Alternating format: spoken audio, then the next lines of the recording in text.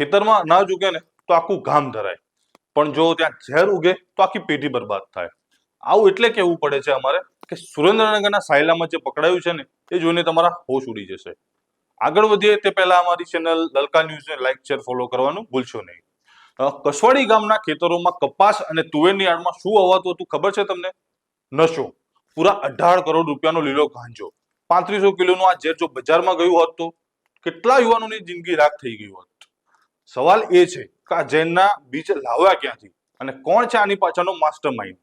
આરોપીઓ તો પકડાય છે, પણ માનસિકતા ક્યારે પકડાશે? ચેતજો ગુજરાત, તમારા ખેતરમાં કે તમારા મહોલ્લામાં જો આવું કંઈ દેખાય છે તો અવાજ ઉઠાવો, નહીં તો આ નશો તમારા ઘર સુધી પહોંચતા વાર નહીં લાગે. જાગો ગુજરાત, નહીં તો ગુજરાતને ઉડતા ગુજરાત બનવામાં વાર નહીં લાગે. ગાંજો પકડ્યો છે ને કેટલો મુદ્દામાલ છે ને કેટલા આરોપી છે, શું ખાસ કરીને એમની મોડસ ઓપરેન્ડી હતી? સૌથી પહેલાં તો હું લીંબડી જે ડિવિઝન છે આના ડીવાયએસપી શ્રી જે રબારી છે આને હું બધાઈ આપું છું કે જે ગાંજાના બે સરસ કેસ આની જે માર્ગદર્શન હેઠળ જે કરવામાં આવેલ છે. બે જે કેસ છે ધજાલા પોલીસ સ્ટેશનમાં દર્જ થયા છે. એક જે ધજાલા પોલીસ સ્ટેશનની જે લોકલ ટીમ છે આને દ્વારા કરવામાં આવેલ છે અને એક એસઓજી દ્વારા કરવામાં આવેલ છે. જે પહેલો જે કેસ છે આમે લગભગ 120 જે નગ યાની જે છોડ છે આનો જે ટોટલ વજન છે वो 471 કિલો અને 800 ગ્રામ છે. આની કિંમત લગભગ 2 કરોડ 35 લાખ અને 90,000ની આસપાસની આની કિંમત છે. એ જે આપણે જે ધજાલા પોલીસ સ્ટેશનમાં જે ગુનો દાખલ થયો છે આ જે ખેતર જે છે આ ખેતર આપણે કસવાડી જે ગામ છે ત્યાં મળ્યો છે અને આમાં જે મુખ્ય આરોપી છે આનું નામ છે બાહુભાઈ રવજીભાઈ મીઠાપરા. અને આના જે જે ખેતર છે આને અંદર જે તુવરની જે ફસલનો વાવેતર કરેલ હતો અને આ તુવરની ફસલને અંદર એ મોટા છોડ જે છે મળ્યા છે. બીજો જે કેસ જે એસઓજી દ્વારા કરવામાં આવેલ છે આ જે કેસ છે આમે ટોટલ જે છોડના જે નગ છે એ 550 છે અને આનું જે ટોટલ જે વજન છે वो 3036 કિલો અને 800 ગ્રામની આસપાસ આનું વજન છે. આની જે ટોટલ કિંમત છે આ 15 કરોડ 18,40,000ની આસપાસ આની કિંમત છે. બંને જે કેસ છે આની ટોટલ જે કિંમત છે આ લગભગ 18 કરોડની આસપાસની આની જે કિંમત છે. બીજો જે કેસ છે ઓ પણ કસવાલી ગામના ખેતની સીમને અંદરથી થયો છે.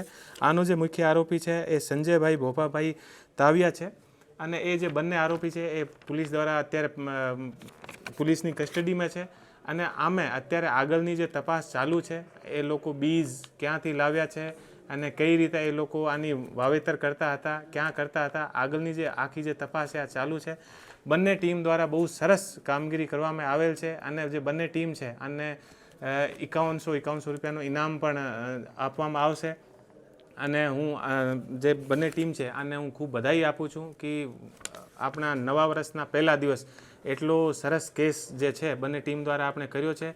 અને સરકારની જે આપણે નીતિ છે જેમાં જે કોઈ પણ જાતની જે ડ્રગ્સ જે છે આ ઉપર જે કડકથી કડક કાર્યવાહી કરવામાં આ જે કાર્યવાહી આપણે બંને ટીમ દ્વારા કરવામાં આવેલ છે. તો ફરીથી એક વખત તમામને બધાઈ.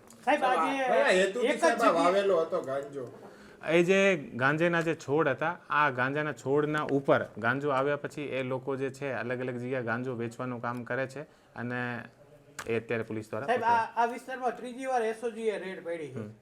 આ વિસ્તારમાં જ વધુ વાવેતર થાય છે એ સાબિત થાય છે.